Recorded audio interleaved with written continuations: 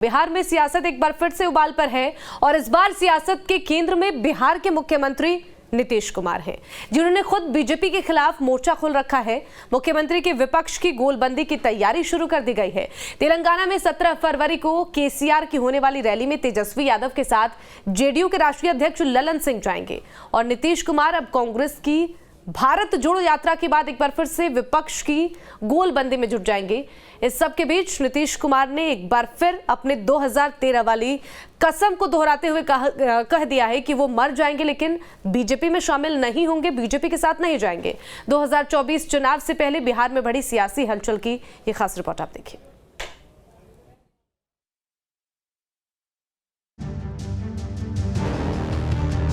Bharatiya Janata party से मुख्यमंत्री नीतीश कुमार की अदावत बढ़ती ही जा रही है।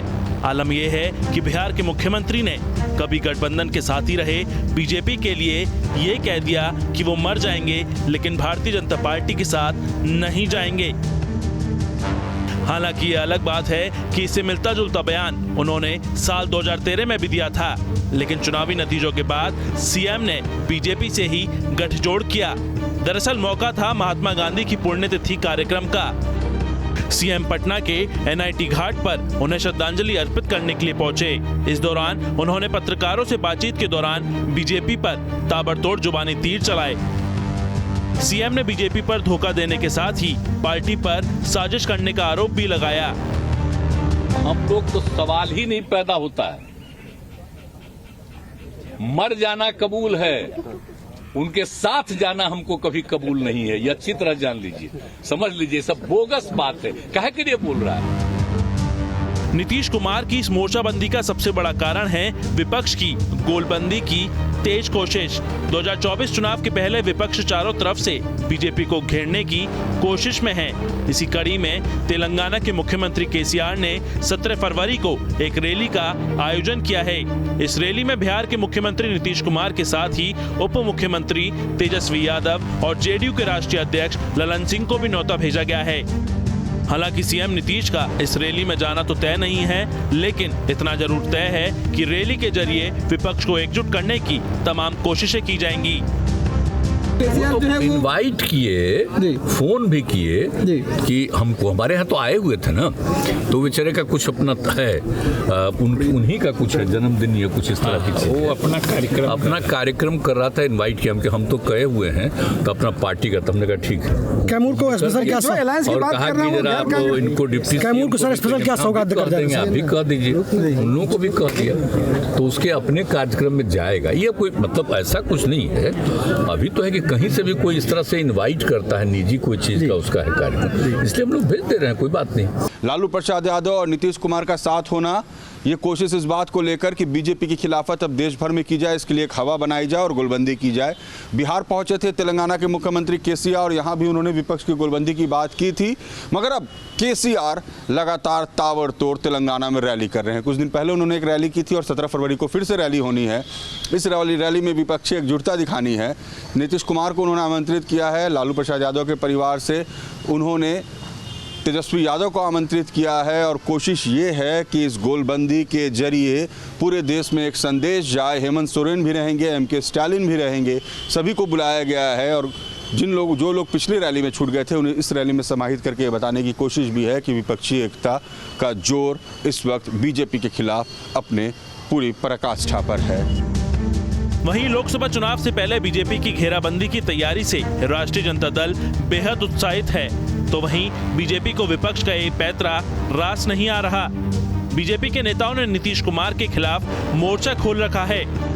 विपक्षी गोलबंदी को बीजेपी के नेता नकारने में जुट गए हैं। ये तो बिहार ने जो राह दिखाई कि सभी बीजेपी विरोधी विपक्षी एकजुटता की, वो धीरे धीरे रंग ला रहा है और 24 चुनाव लोकसभा का आते आते आप देखेंगे कि ये पूरी मजबूती के साथ मजबूत विपक्ष दिखेगा और बीजेपी की विदाई तय है। भाजपा मुक्त भारत का संकल्प जो आदरणीय लालू प्रसाद जी, श्री नीतीश कुमार जी ने मिलकर लिया, बिहार में महागठबंधन बनाई, तो बिहार तो झांकी है पूरा देश 24 में लोकसभा चुनाव अभी बाकी। नीतीश कुमार जी इसलिए नोटिस नहीं ले रहे हैं कि उनकी उत्पत्ति भाजपा ने किया।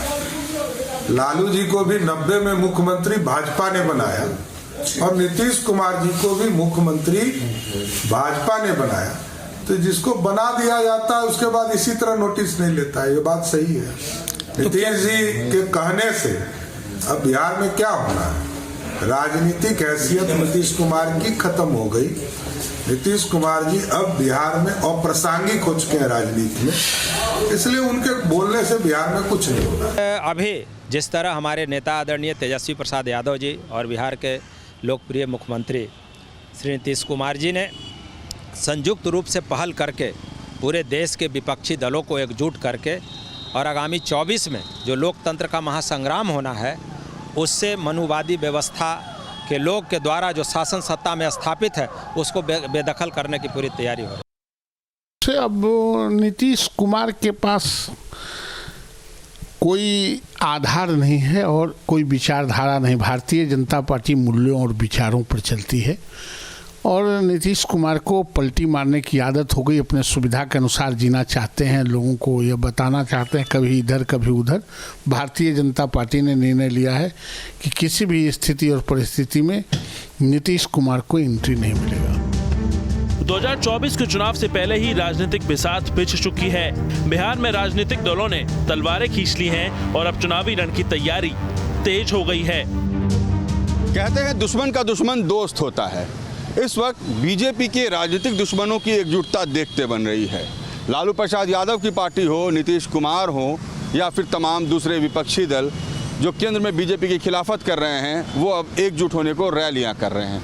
बीजेपी इसे नकारने में जुटी है, इन रैली को तवज्जो नहीं दे रही है, मगर विपक्षी एकता आने वाले वक्त में बीजेपी के लिए चुनौती होगी, ये भी तय है। अब देखना है कि बीजेपी इनसे निपटती कैसे है और इस एकजुटता का आने वाले चुनाव पर असर क्या पड़ता है। वीडियो जर्नलिस्ट सत्येंद्र के साथ रजनीश सिन्हा, न्यूज़ नेशन, पटना।